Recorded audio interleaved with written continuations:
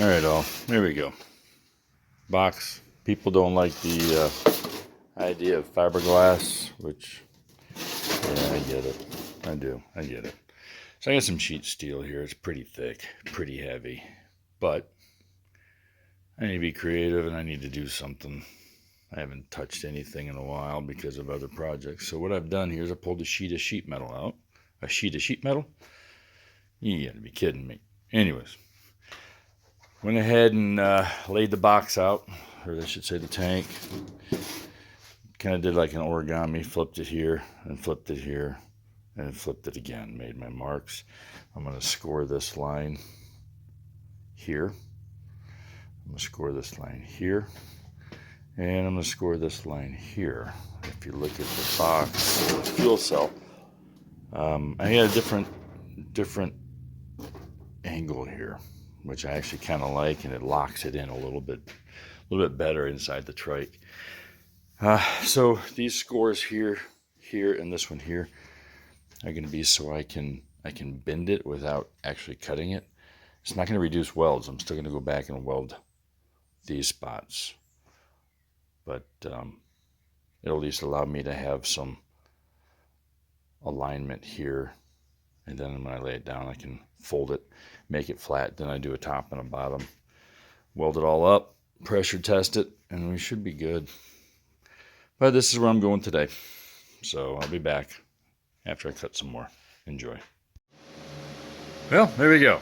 A heavy tank, a steel heavy tank, but nonetheless matches. I was able to fold it, fits, works. I got that little crease right here, and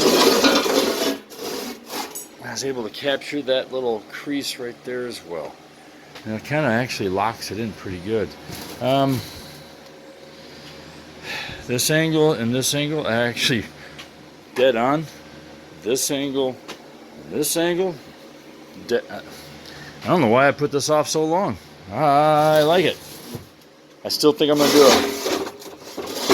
a fiberglass one. And I got to go kind of test fit this. And one thing I haven't done yet is I haven't put the radiator in to test fit the radiator. Make sure it fits with the radiator. But I'm not too worried about it. Radiator's got some ability to be adjusted and moved around a little bit if I need to. So, yeah, I'll get my son, who's a real welder, to go on the inside and weld those seams up on the inside so that I don't have to worry about it. We'll do a top and a bottom, find out what inlet I want to use and get one of those purchased, and then I can do a pressure test. And I'll go inside and put in a couple of pieces. So I can add some strength, get some foam, get it cut and get it dropped in. Oh, yeah. And that thing sits flat. It sits really flat. I'll be able to put a little sump in it too for the hookups, for the fuel. Why did I put it off so long? It's like everything else, I guess. You just kind of put it off until you go, all right, I'm aggravated, I'm frustrated, let's just do it. And, wow, that wasn't so bad. Yeah, it is what it is, right? Enjoy. All right, well, I guess I kind of lied. I did not wait for my son. I went ahead and welded them up from the inside. Got all the seams welded. I gotta go clean the inside up. Ooh, let that sucker cool off. Oh yeah, she's beautiful. I'm talking about my Yankee Rose. Anyways, whatever. Bottom sits flat. That's good.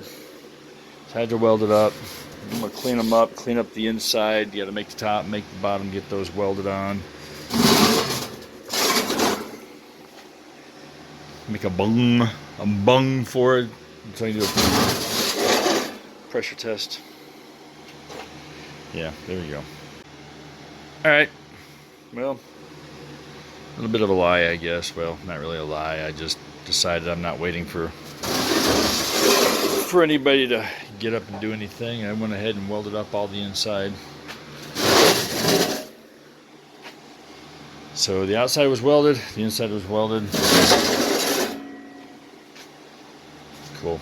Make the bottom, make the top, get all these little angle pieces and stuff done. And then I can call it a day. Well, we still have to leak test it, make sure it doesn't have any leaks. Seal up the inside with that coating stuff. I had to put the sump area in the bottom so the fuel goes down there, get some foam so I can get the foam cut to fit inside. I was going to put the cross braces in, but I don't think I'm going to, and there's a couple of reasons. One, I'm going to have it vented, obviously, and two, it sits, it's still hot, it sits with all sides surrounded by steel tubing, so there won't be any expanding. It can't. It's surrounded. Anyways, yeah, that's where we are. Let's see what we got next. All right, well, cleaned up some of the outer welds. Started the inner ones.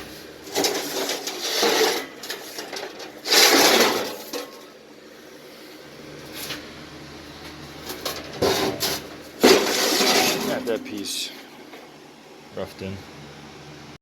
Okay, here a little bit. You know what we do? The bottom. All I gotta do is the top. Bet you didn't hear that. Now all I have to do is the top. We'll do the sump on the bottom. We'll do the fill on the top. Now leak check it and go from there.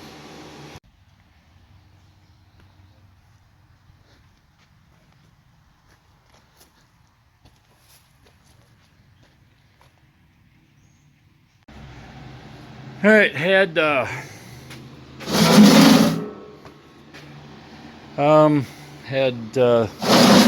4 leaks on the bottom seams, 1 leak on one of the side seams, and a little leak up here. So I went into the inside, welded to the outside as well.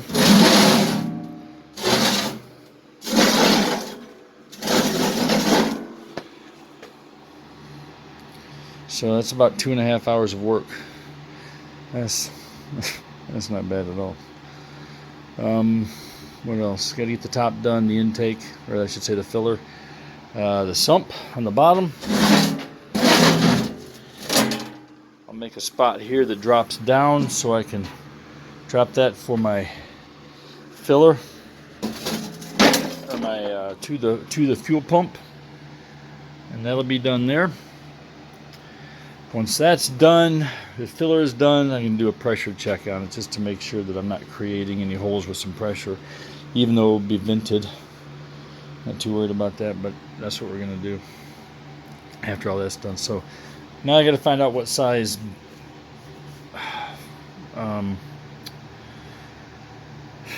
barbs I need for the bottom for the fuel pump and what filler I want, and go from there.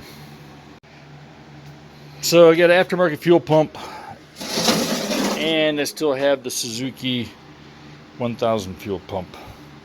I've seen people use the factory fuel pump and had success, and I've seen people use a factory fuel pump and not have success. I don't know what I'm going to try first, but I know I've got to put some baffling on the inside, and I've got to get some foam baffling to keep it from sloshing around so much, and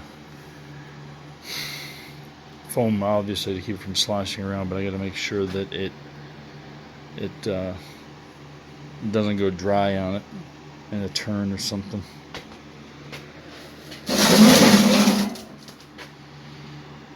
Feedback? Let me know. Criticism? Sure, let me know. Props? Yeah, I'll take it. Thanks, guys. Oh, by the way, I thought I'd tell you. Solid 5 gallons. So if I'm